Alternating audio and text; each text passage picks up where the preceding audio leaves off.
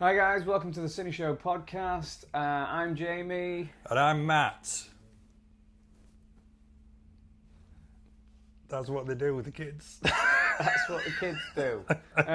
That's what the kids do. I bet Alice does that. Alice is a younger person. Do you do? Is it like that? No. Ah. What about that one? What does that mean? That's Booyakasha, isn't it? Oh, I've given myself editing sound effects to do. Yeah.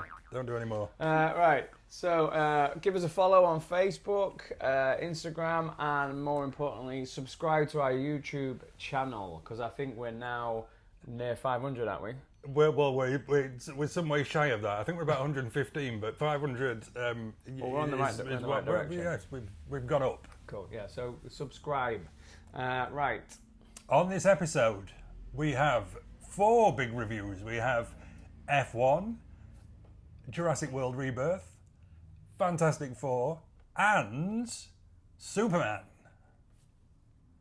Also, we're going to talk about other stuff we watched, so stay tuned for some recommendations there. I think, Jamie's, in particular, you're going to do a bit of a 28 years later, because you hadn't seen it when we reviewed it last time. Yes, and it was requested that I said something about it, so I have now seen it. Yeah, and do either of us have a fun fact about Cleethorpes, because I've run out?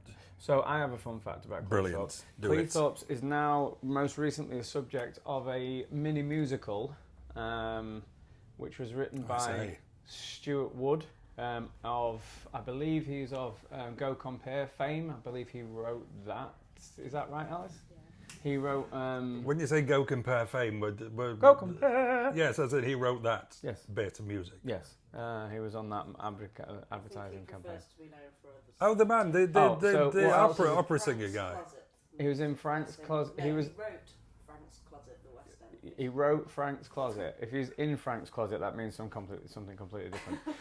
But give props to Stuart Wood, and we have one of the stars of the mini musical with us tonight. That is Alice Murray, and also Sam Simmons.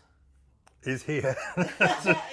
No, bring him on. Bring him on. But what we'll do is, if Stu Wood's okay with it, we'll play a little bit of it here It won't probably be here. It'll probably be the full screen, but it'll be on. I forgot he's editing it. We can't do all the fun stuff anymore.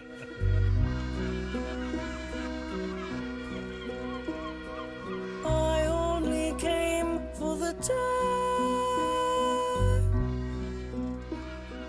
thinking that I would go back to LA, knowing that you would have rent me the room at the house in Marina del Rey. Okay, so Cleethorpes, subject to a mini musical, so give it a watch. Should we get on to the big reviews? Go for it. Let's do it. Okay, folks, let's start the big reviews, and we're going to start with one we both saw, which is F1. Yes. Let's have a little bit about F1. You got the synopsis? When I find it, hang on. F1 starring Brad Pitt, Damson Idris, Kerry Condon, and Javier Bardem. Directed by Joseph Koskny. I'm sure who you directed can put Top this here Gun, somewhere. directed Top Gun Maverick. I will put his actual name and the pronunciation up there. Let's have a quick Google synopsis for F1, the movie. It is called F1, the movie, I believe. Overview, here we go. In the 1990s, Sonny Hayes was Formula One's most promising driver until an accident on the track nearly ended his career. 30 years later, the owner of a struggling Formula One team convinces Sonny to return to the racing and become the best in the world. Driving alongside the team's hotshot rookie, Sonny soon learns that the road to redemption is not something you can travel alone. That's profound, isn't it? It is, and weirdly, that makes it sound a little bit like Cars. Disney's Cars. And there is parts of it that does remind me of Disney's Cars. I can't say I've actually seen Disney's Cars, but I know of the movie of which you speak. Movies. Are you disappointed I haven't seen the Cars movies? I'm very disappointed. You seem and so would my son be. Yeah, it's his favourite ever. But I'm sorry. More so, I feel sorry for you. Yes, because it is a phenomenal. I will attempt to watch how many are there? 10. Cars. Cars. There's one. Oh no, there's 3, but three. So there's only one. I've got to watch 3. Yeah, no, you have to watch one. Just watch the first one. Just the first one, and you'll love it. The music, and it's just a great story. I will. Okay, digressing. Let's just watch a quick clip.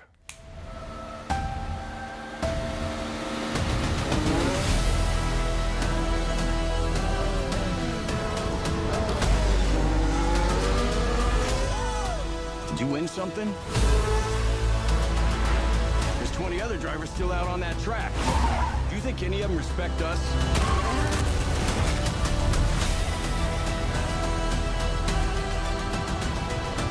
They're saying Sonny Hayes isn't a has-been. He's a never was.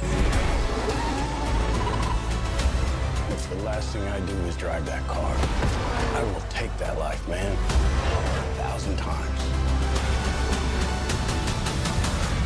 I'm offering you an open seat in Formula One. The only place you could say, if you win, you are the absolute best in the world.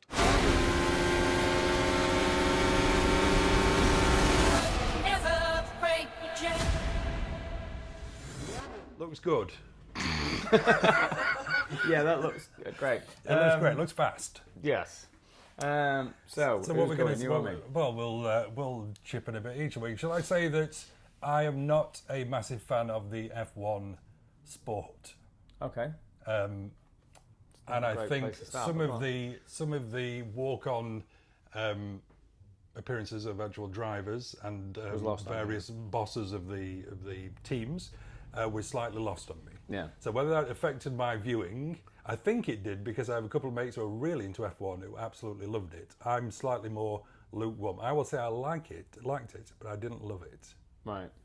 So I can't say I'm a massive fan, but through my dad. My dad's a big fan. I've been in and around it all my life, so I could probably tell you some of the races and whatnot. But I can't say I've got my finger on the pulse. But the cameos and stuff like that didn't really make or break it for me. It didn't really make a difference. They didn't seem to be characters. They didn't have anything to do, really. No, and I They think just that kind of was popped for up. the better, because forcing some of these guys to act might have made it look a bit worse than it was, even though there was in it. Not necessarily. I don't think any of them had any lines, and I think using their names as well was why when you look at the card, it says F1 registered trademark. It says F1R. So obviously it's a bit of an advert for F1, and I think they've paid a lot of money to be able to use actual drivers' names and stuff like that. So F1 fans, if you can tell us whether you thought that using the actual drivers of today made it better or worse. Personally, I felt that you could have, if the 2 guys in it was made up characters, you could have made everybody else. You could have made references to like Senna and Schumacher and stuff like that, but I didn't think it was necessary that you had to have like the today's up and coming. No. But then I guess F1 fans probably enjoyed it. Yeah. So, yeah, and as a non-F1 fan, I still, don't get me wrong, I still found the race scenes in particular very well done. Yes. I say very well done. I wouldn't say I found them exciting, because my main issue with the whole package is the lack of not so much lack of character development. So the characters really didn't have much of an arc. They didn't resonate with me in the sense that I couldn't have really cared who was winning. I didn't feel there was anything at stake. I kind of I don't agree with that fully. I felt like Brad Pitt's now playing sort of like Brad Pitt in films, unfortunately. He used to be a superb character actor. In this one, I feel like he's not far off the character he played in Once Upon a Time in Hollywood. He's just sort of slightly gone off from that. So I'm not saying he's phoning performances in by any stretch of the imagination, because we all know how good he is. Look at 7, 12 Monkeys, things like that. But he didn't depart to enough for me to, like you say, to care, to not... your Tom Hankses of the world, your Tom Cruises of the world, they now have to do an extra special job for you to not watch them on screen and go, oh, that's Tom Hanks. That you have to say that's their character name. And I think Brad Pitt's now probably a bit of a victim of that. But there was some scenes in there where I was really, really invested. A lot of the side-by-side stuff I thought was phenomenal. Like the scale of it. But there's a whip pan. They've got this thing where they've got the camera, and it's not CG, which is quite impressive. But they use this whip pan, 90-degree whip pan, really often, where you're looking at the road and it's whipped straight into the thing. You watch that the first time, it's quite impressive, but I think they use it half a dozen times. And after that point, from a filmmaker's point of view, you kind of like that. What was a really cool thing now becomes a gimmick. Yeah. But the neck and neck stuff alongside, I thought it was unbelievable. Like that was really good. It is a weird one because almost and I did enjoy it. It's not that I didn't enjoy it, but even Damson Idris's character, it didn't. You almost didn't really need him in it. Yeah, I didn't really see because we were following everything was a little bit obvious. There, we were following Brad Pitt, who doesn't really have much of an arc, as such.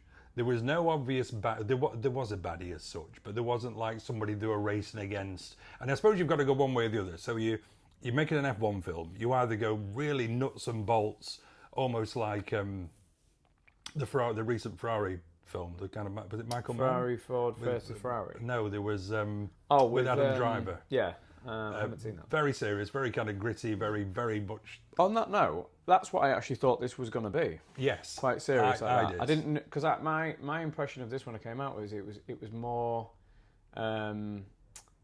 sort of like Days of Thunder Hollywood. Yeah, well, that was the other way that they could have gone, and it I think landed somewhere in the middle. Oh, I don't know. I kind of think it went all the way Hollywood personally, because that was my take from it. I wasn't expecting to be. There was a lot of like one-line stuff that was supposed to catch with Brad Pitt dressed in a certain way, and that was very much like the Hollywood type deal. Yeah. But again, I don't think that's a negative thing because I actually think too many films take themselves seriously.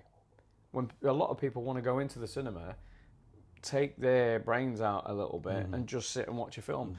Some people go to the cinema to escape politics and people's views and stuff like that.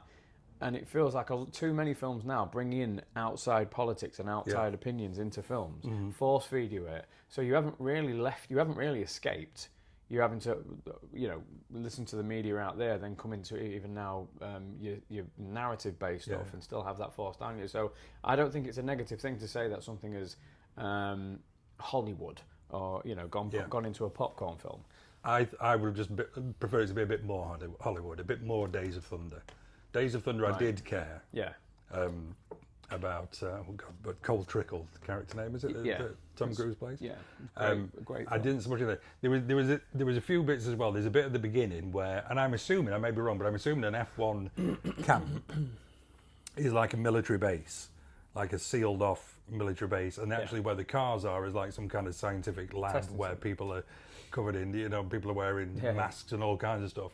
There's a bit, but there's a couple of bits at the beginning which kind of I instantly then thought this is not going to be very gritty and very kind of serious. Where Brad Pitt just kind of wanders into the campus. Oh, they let me in the back door. Comes kind of strutting down, and then the next scene where I think it's one of the guys who's on the team, his wife and kids come in, and the kids are playing on the car. Yeah, I saw that's that. Worth about how many millions and millions of pounds. I did make a note of that as well. Really that was a bit weird. Which I'm sure it probably happens because they did make a reference to it being a £150 million crash or something like that. Whatever the line was. And then there was some exposition stuff. The bits where the commentator was kind of explaining the backstory of Sonny Hayes' character. And I think it's one bit where he's doing the race commentary saying, "Here comes Sonny Hayes, 2 failed marriages." You think, well, you wouldn't be saying that. And that did make me feel a little bit like. Do you remember the podcast scene in Star Wars Episode 1, where the guys, I think it's Greg Poops, is doing the commentary stuff, and it kind of gave me those kind of vibes, and that made it far less serious. Yeah, they're working together now. They might just win. It was so chewed up and digestible for American audiences that it was actually jarring for British people who probably watched a little bit. Even the average person probably watched a little bit of F1, and this constant over the top of, and then if this happens and this is going to happen and then that's going to happen, just never going to happen. People don't know the rules in situ that way. Quite often things just play out, and then afterwards they sort of like decompress and say, right, well, this is because of this. So I found that a bit jarring. Overall though, it was enjoyable. A great cinema experience. You know, I always like my experiences in cinema. I think it would be great in IMAX. I didn't go to watch it in IMAX, but we went to the Parkway to see it, and it was perfectly, like, the sound was fantastic. So yeah, I mean, it's not definitely not a bad film by any stretch, but I could have felt like it could have been more, and I think it was advertised wrong. Yeah, personally. I just wish at the end I'd have been rooting for a winner, and I wasn't necessarily. But that didn't mean I disliked it. It kind of flew along, and like I say, the race scenes were really well done. And I didn't dislike Brad Pitt's character. I just didn't think there was much of an arc to him or Dennis Idris, to be honest. Javier Bardem was good fun. It was good to see him playing a fairly normal character. Kerry Condon? Is it Kerry Condon? Condon. I actually really like her as good. an actress. She was amazing in Banshees of Inisherin. Yeah.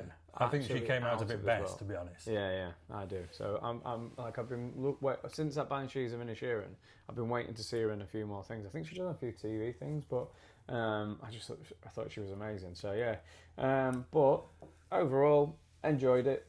So what are you giving it? I will give it a 3.5. 3.5 out of 5. I'm going to give it 3 out of 5. Is that the lowest score you've ever given? I don't think it is. Okay. I don't think it is. It's still a recommendation. Yeah. Oh, absolutely. Yeah. I would definitely. And I think if you know more about F1, I'm sure you probably do get more out of it. Yeah. I don't think it does help that neither of us are really sort of like diehards. No. Maybe better on a rewatch. We'll see. Yeah. Okay. So that was F1. So shall I do Superman? You do Superman because I haven't seen that yet. So Superman, directed by James Gunn. So this is James Gunn's first foray into the DC world, bringing hopefully some of the charm and humour that he brought to kind of Guardians of the Galaxy and that kind of stuff. Starring David Corenswet, which is a great name, and Nicholas Hoult, the main two characters. Nicholas Hoult playing who I really rate. Lex Luthor, and David Corenswet playing Superman. Let's have a quick watch.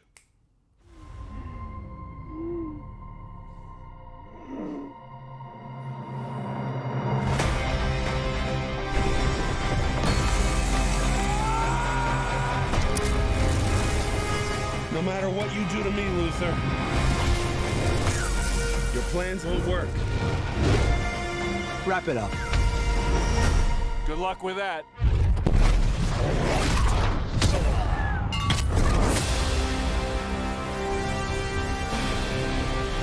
Make a move, Big Blue.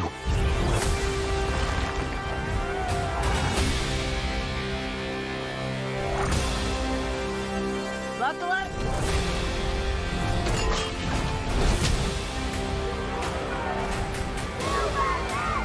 They chose him. Let them die.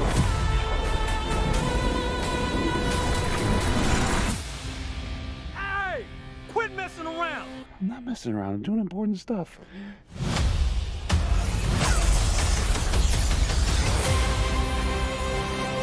Hey, buddy. Eyes up here.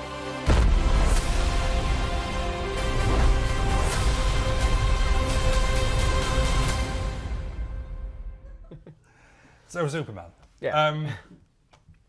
I enjoyed it more than I thought.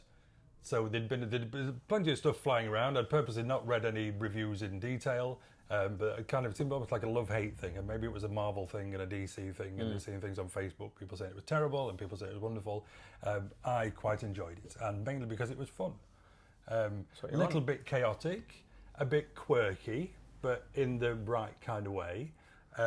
It was I quite liked the fact we didn't get the big origin story all over again. We're just kind of straight into the action. There's a bit of kind of text comes up and explains a few things at the beginning. Okay. Doesn't that happen in the very original, like the 70s version? There's like a bit of text at the beginning. Yeah, it's kind of more done in. So I mean, there are some flashbacks, as in with the original as well. There are some flashbacks to him being younger. But it was just the style of it was fun. But the chaos bit is the bit that kind of won't work for everybody. It's not that much of a straightforward first, second, and third act. There are various. It's more like chunks. Okay. Chunks of craziness in some cases. We get the Justice Gang pop up at one point, which is Green Lantern played by Nathan Fillion.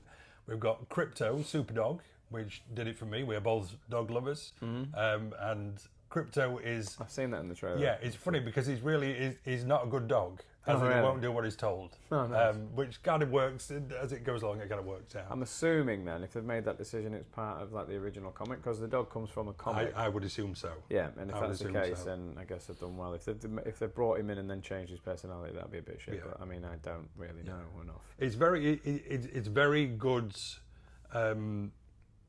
Good-willed. I don't know if that's the right term, but it's kind of it's a kind film. It's about kindness. And I think the guy who plays Superman plays him really well. Good. Nicholas Hoult is kind of full on. He does a great job. There is some really cool... There's one particularly cool scene where there's a scene between Superman and Lois Lane, and it's what's happening in the background. Who plays Lois?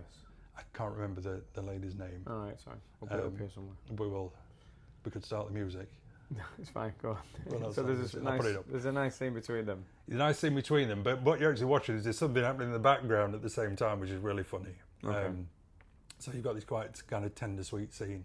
And there's a bit at the beginning, like an interview scene between them two that goes on for about 10 or 15 minutes, which should feel kind of too long, where they're already together as a couple, but she wants to interview him as a reporter interviewing Superman. Okay. And there's some exposition in there about kind of what's happened and where he's come from and that kind of thing. But yeah, it was good fun. It was good fun. I would recommend seeing it. Okay. I haven't got too much more to say about it because, like I say, it was just kind of a fun caper. And I'm going to give it 4 stars. Oh, wow. That's cool. Yeah. I thought you were going to give it less than that. 4 big stars. I absolutely, massively intend to watch it. I don't tend to get swayed by... I have seen it being... It seems to be a very Marmite in the review... spectrum out there. I've seen people really say it's terrible, and some people say it's really good. So, I will go and watch it because I love my Supermans. But the one of the massive bits of criticism I had of the last lot with Henry Cavill in was there's just constant smashing through buildings. Like some of those scenes go on for like 20, 30 minutes. And it's just like, the only films that really get away with that are Godzilla films. Yeah. You know what I mean? Because they're always brought in from wide, brought in from close. And I just felt like, in the ones previous, you just like looking at your watch. Yeah. When's this there is, I guess, in the same way as F1 in a sense, there isn't that much kind of threat in this, given some of the building smashing that does happen towards the end. There doesn't seem there's been enough kind of weight put on the danger that people are in when that starts to happen. But it is what it is. And there's actually a post. If you stay for the post credit scene, it's a very short post credit scene, but it really sums up kind of what you watched. Yeah. This little clip that it shows you. It doesn't lead to it. It doesn't show you. There's no surprise leading to something else. It just kind of sums up the film. So yeah, that's Superman. Yeah. Oh well, I'll definitely watch it. So what's next? Jurassic World. Jurassic World. These dinosaurs were too dangerous for the original park. Please don't say they're raptors. They're raptors. The worst of the worst were left here. Come on! Duncan!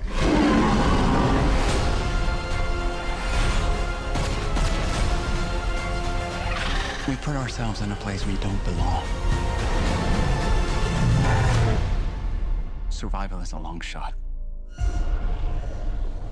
What the hell are those? They're helping the mosasaur defend territory, stalk, hunt. None of what you just said is good.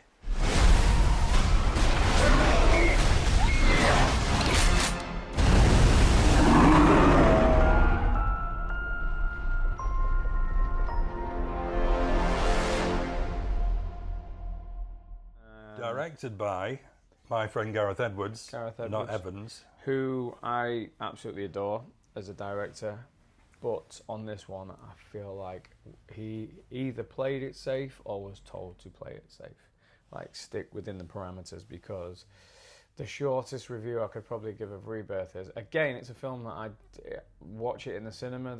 I wouldn't not recommend it, but it just seems now with Jurassic Park, people are like, this is the formula, stick to it. And the formula is people don't want to go. They flashed a bit of money. Go and get some samples. Shit happens. Some people die. You just get away by the skin of your teeth. End of the film. Yeah. Which, if it's working because it is making money, that's fair enough. But as a film and as a film lover who's looking, you go to sort of like franchises to see if it's gone off on a different stem, but kept within the core of it. But this one didn't for me. This was virtually the same as the very first film. Did you feel the same as me that again it was a character thing was a big part of it? Yeah. Given the talent that was there, obviously we've got Scarlett Johansson's in there. Mm-hmm. Geezer from Wicked. You know Alice. I don't. I'll look it up. Alice will look it up. So there was no kind of. I like the bit where it kind of split off into two groups, and there were certain scenes I thought were done well, as in the scale of them. So particularly all the stuff on the boat, I thought was quite well done. Yeah. The stuff. But again, it's been done. Yeah, the stuff on the side of the cliff again, kind of been done before. But I thought the way it was filmed was a good. There was a good sense of scale with that. There was a little bit in a tunnel, and the bit with the raft wasn't too bad as well. Yeah, but again, I just genuinely did you care about people? I didn't watch that film thinking I've never seen that before in a Jurassic Park film, and I guess with a film like that, and when you're really taking it to extremes with what can we do with these dinosaurs, what can we do with these set pieces, I think it probably is quite hard to, even if you've got all the CGI at your fingertips in the world to say, the world's my oyster, I can think up anything here. I still think, like, without making dinosaurs up, which they do actually do in this film to an extent. Do you think that's to its fault as well? Because I got a little bit of that. I thought, well, I like the not the real dinosaurs, but I mean dinosaurs that we know were the traditional dinosaurs. Well, if you want me to be honest, going back on what I just said there, I actually originally thought, oh, this is a new thread to pull at. Yeah. But they didn't pull it hard enough. Simple as that. Yeah. It was kind of like that, and there was no, like you said, no development in it. It was like there was no repercussions of that other than the fact that people are dying. It was madness. Like, whereas in the first one, there's a lot of heart in the first one. Even though all these people are dying, all these, you've got John Hammond still trying to justify everything and then saying, well, the next time we're going to get it right. You kind of felt like, even though he's not, I don't really feel like John Hammond is a villain. Yeah. But he's done some bad shit, and that's how people are dying. Yeah. You had none of that level of stuff here. It was just like you said, a lot of people were just quite flat in it, and you kind of see where people was on the level and where they wasn't, and it's just regurgitation, isn't it? It's just that's all it is. But again, weirdly, it's not something I wouldn't recommend. It's a cinema experience. Go watch it and enjoy it, and even for the four big scenes I mentioned, it's worth seeing. But Gareth Edwards is capable of way much more. Way more. I would say 3 out of 5. I'm going to also say 3 out of 5. Yeah. That's Jurassic World Rebirth. Yes, okay. And now we're on to what I saw you've not had a chance to see. This was only out a few days ago. Fantastic Four. Yeah. So Fantastic Four, directed by somebody I didn't know, Matt Shack. It's either Shackman or Shakeman, but there's no E in it. Shackman. Okay. From what I gather, directed some episodes of Game of Thrones, quite big on the Game of Thrones stuff, and directed WandaVision, which I didn't watch, which was a Marvel series. No. Starring Vanessa Kirby, Pedro Pascal, Joseph Quinn, and my friend Eben Moss Backrack. Oh, Bear. of the Bear fame. Who I love. He's absolutely brilliant. He just must be in everything. Actor. Must be in everything. And of course, Joseph Quinn, they've got him now, of course. Yeah. Joseph popped up in Stranger Things now. Hollywood's got him and he's in pretty much most things. So this is a nice 1 hour, 55 minutes. I was quite shocked when it finished, when it did. I thought there was going to be more to it. Because I thought, well, surely a Marvel film can't be that short these days. But it was a lovely 1 hour, 55 minutes. Let's have a quick look. I herald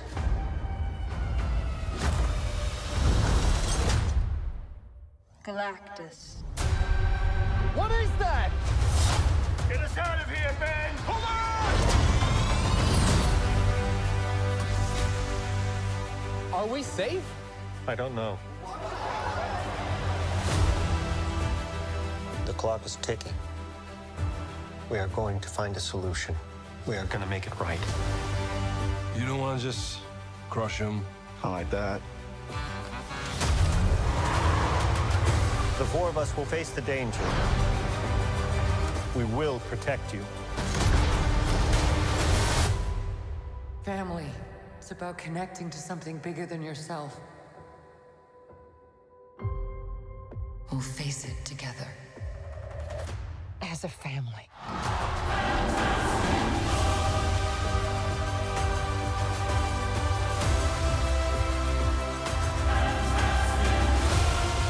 What time is it, Ben? No. What time is it, Ben? No, Johnny. Say it! I don't wanna! Say it!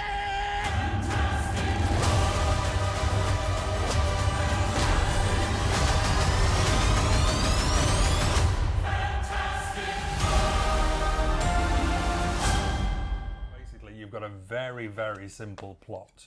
So again, there's no drawn out origin story. We get basically a news. There's a talk show, and the Fantastic Four are already formed. They're on this talk show, and there's some videos showing all the things that they've done, how they came to be. They went up in space. They came back with the superpowers. It lasts 5-10 minutes, so we haven't got this drawn out thing of them before they even go to space. What's different with this of the other three that we've talked about is there's some real character development in this for me. Oh, right. So even though the plot was very simple, and it is very simple, the characters that you get to know, and they are characters that I would like to see in another film. More importantly, yeah, that's good. So that to me is a big win for Matt Shankman or Shankman. Yeah.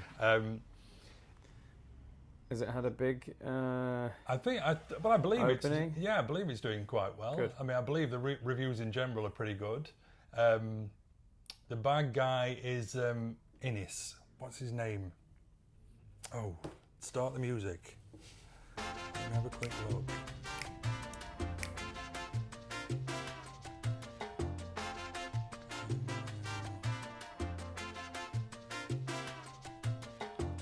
He's still dancing.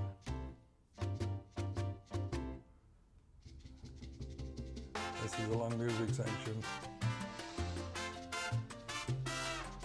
We're nearly there. Ralph Ineson. Who pops up, you know Ralph Ineson, very deep, Yes. gruff voice. Yes, I do, Him. yeah. He's a villain in it. He voices the villain.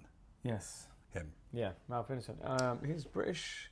He's in The Office and things like that. Yeah, he's great. Yeah, he's a great actor. So he's the bad guy. But like I say, the story's very straightforward. Mrs. Fantastic Four, what's the character's name? Well, I don't know all the characters' names. Fantastic Four. You got Mr. Fantastic. You've got Thing. You've got the Human Torch, and you've got Vanessa Kirby's character, who is. Can you put it in the comments, guys? Because we're useless. Yeah, because we're useless. Anyway, she is pregnant in the film, and that plays a big part of the story. There's no giveaway because you'd see she's pregnant in the trailer. Okay. But that really is the only kind of lever and kind of with the plot. The baby's what about the fact that involved. it's kind of swapped out Silver Surfer for a female? For a female super surfer. Who I'm hearing, originally there was a bit of a kick-off about it, but I'm hearing there is actually legacy comic. Right, okay. She's not just been made up out of nowhere, so, you know, all the people can calm down that there's going to be a gender swap and thing. I do get that Silver Surfer, the Silver Surfer, it was one of the DC's most beloved comics, single standalone comics. So I can see why people originally was sort of like getting a bit in the feathers about it. But I also heard Julia Garner. Yeah, Julie she's Garner. I'm pretty sure good in Julie it. Garner. Yeah, no, she is. And there's a nice 60s vibe. There's a lot of practical stuff in there as well. Now, when I went to see one of the three films we spoke about, there was a trailer for Fantastic Four first, and the trailer was literally all about them saying how they were using practical effects. Oh, So right. that's a sea change. Even down to they were saying, look, we're using real suits. This was the trailer for Fantastic Four. It basically showed you the sets, the cars, some other vehicles, and the fact that they were using practical suits was the trailer for Fantastic Four. So there's something there, isn't there? Don't you think that, again, based on what I just said about running times, is that Hollywood seems to be getting a little bit, like, instead of just smashing on regardless, and now starting to get that people are saying, we prefer this, we prefer that, we prefer the other. It was literally an advert saying, watch this because we're using practical stuff. Yeah. We know people like practical stuff, and therefore we're using it in our new Marvel film. I hope that continues, because I was reading something as well saying that physical media, which is great for you, is now seeing a little bit of a surge. Oh, definitely. Because people are now preferring this. People have now got the message that when you buy a movie online, you don't buy that movie. You buy it for the length of time that provider provides it. You don't get a refund when they don't. So when it's gone, it's gone. If they don't provide it anymore, you don't have it. And on top of that, I mean, once you've got your physical media, that's you. It's yours forever. But on top of that, there's a lot of behind the scenes stuff on the thing, and I think we've a generation of people have skipped that because of the fact because of the ease of use of streaming and instant media.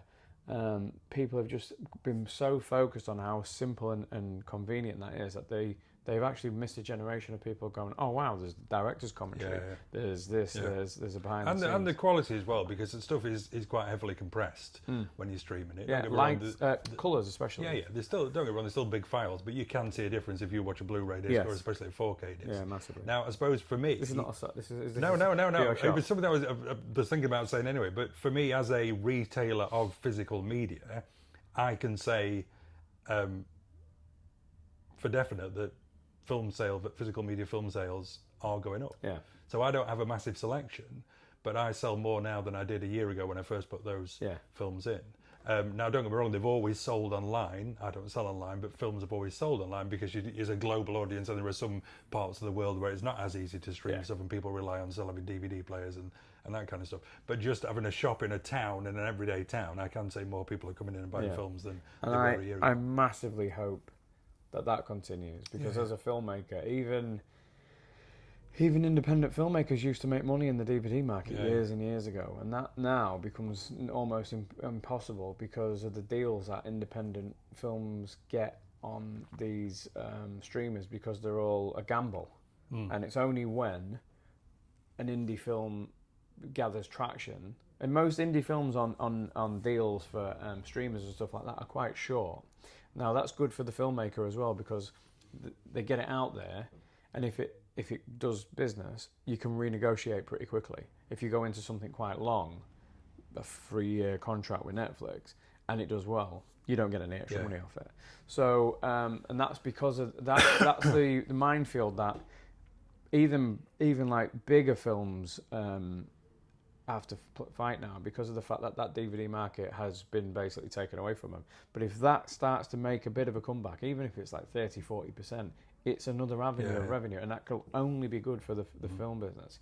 So along with going to the cinema and pay and spending money, when it comes out, if you've seen a film that you really like at the cinema, I'll give you one, for instance, Sinners.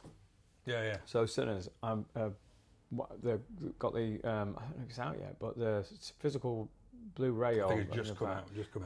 I'm definitely getting that. I talked about The Heretic a lot. I got that the other day. Yeah. But yeah, and it's not doing this as an advert for the shop at all. But it is interesting that sales are picking up. I mean, it's the same as with vinyl and CDs and all the rest of it. It is catching up. People just want to slow down as well. People are fed up with being bombarded from every direction by stuff. They just want something they can kind of hold that's real. That's the thing about streamers as well. How many times have you got on a streamer and you've sat there with Netflix and you're just like sitting there thinking, I mean, me and Alice sometimes sit there and we're just like, right, let's watch a film, and it's just like, what about that? No. And you just go out, you've gone through. You can guarantee the thing you want to watch isn't on any of the things you subscribe to. But there's something weird about that. And then say if you're watching terrestrial TV and you watch it on, and then something's 10 minutes in, but it's there, it's on. It's like almost chosen for you. So you're like, well, we'll just watch it from here on out. And that is one of the reasons I think people also are going to start getting back into the physical thing of putting a disc in, playing it, selecting new options and stuff like that. Same with people. There's a resurgence of people getting vinyls. Almost almost like went to non-existence. And I really hope that continues. Put your comments in what you feel about it after. So just finishing off with Superman then, star rating wise, Fantastic Four. Star rating, I'm going to go 4 out of 5. 4 out of 5. So 2 4 out of 5s for me and 2 3 out of 5s for me.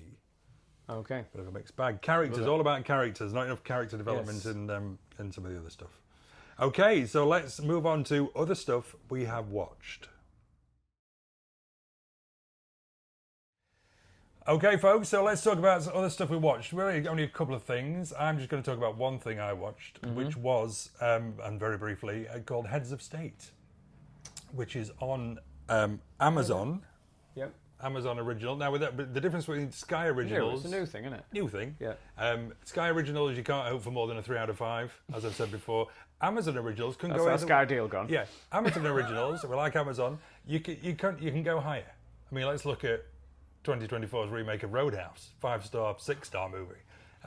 This is Heads of State with Idris Elba and John Cena. Right, it's a film, isn't it? Yeah, it's a film. Yes.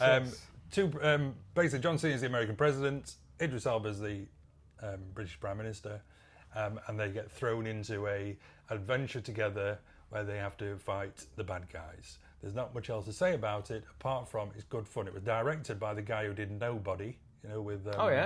what's his face? Bob Odenkirk. Yeah. And really, kind of half an hour in, I'm thinking this is maybe a little bit silly, it feels a little bit clunky, but then all of a sudden you think, well, actually, it's just really good fun. So if you've got Amazon, watch Heads of State. I'm recommending that's a good time and a good giggle. And I would imagine that's like, because Nobody... They're quite good together. Once they get going, it feels a little bit stiff at the beginning, but once they get going, it's... The fighting scenes, I guess, there's some comedy within. Yeah. Because Nobody kind of give me like Police Story vibes. Like the way that there's fights and there's comedy within the fighting. Yeah. So I'll give that a watch then. Yeah. Okay. So finally, I got round to watching 28 Years Later. I believe a couple of people have asked me my opinion on that. And my opinion is that it's good, not great. It for the most part, it comes across like a TV movie, a BBC movie, which I believe BBC have funded it, so that makes a little bit of sense. And that's not a negative thing. I do love a lot of TV movies, and a lot of TV at the minute is of a very high standard.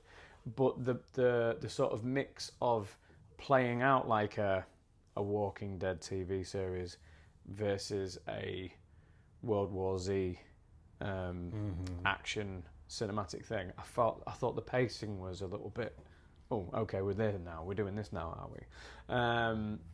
So that for me was something I wasn't particularly keen on.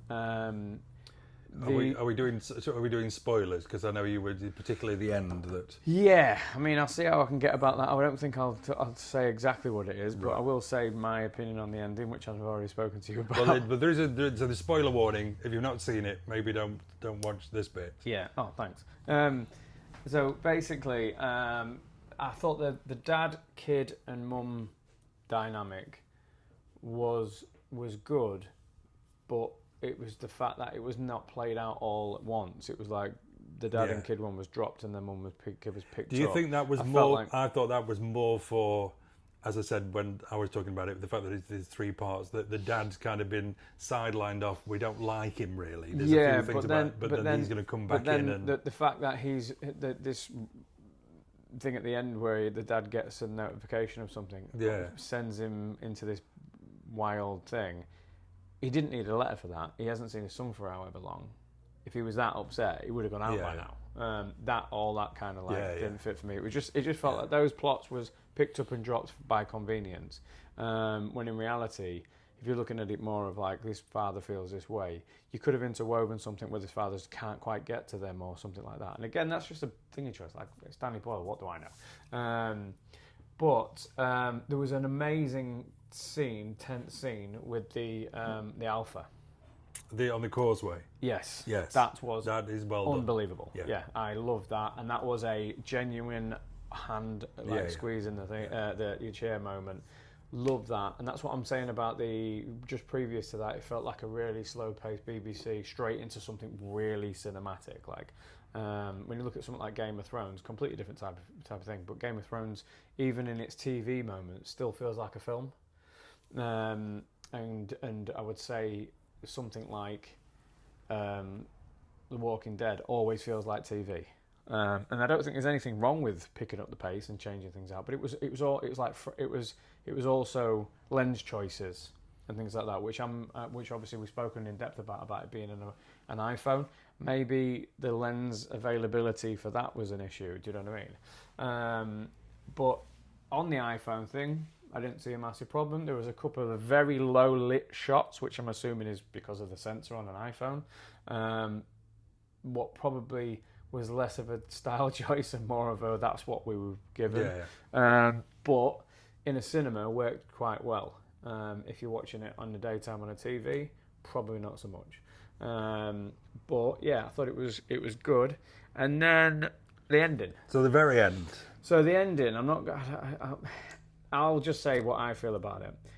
I was shocked, and I'm not easily shocked.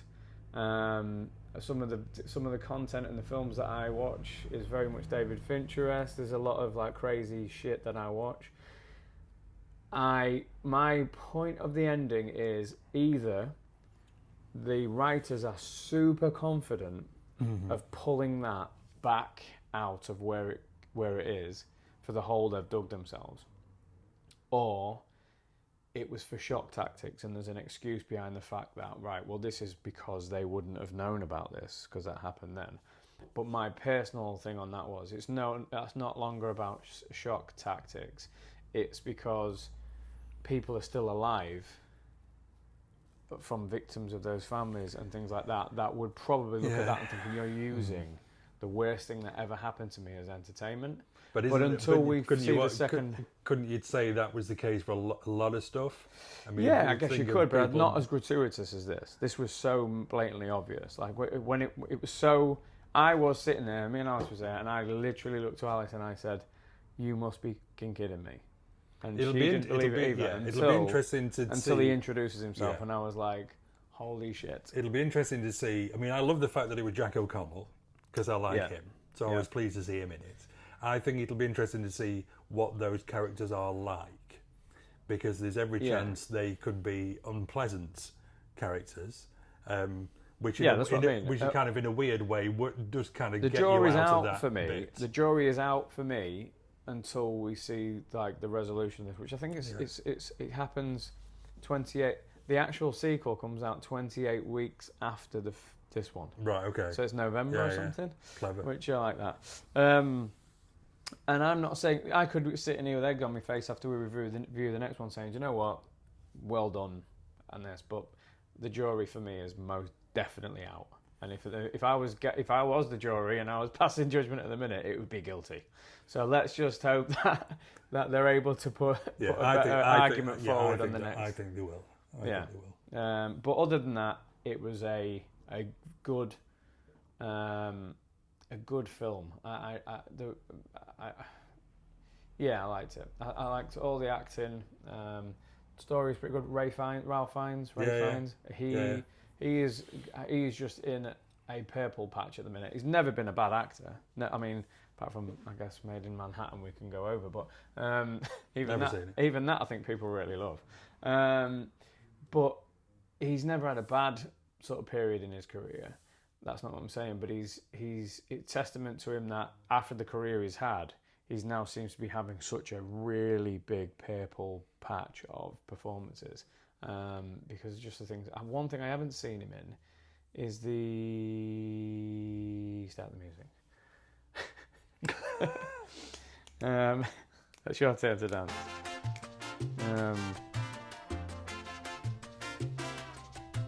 It was very recent where he'd got into shape for it.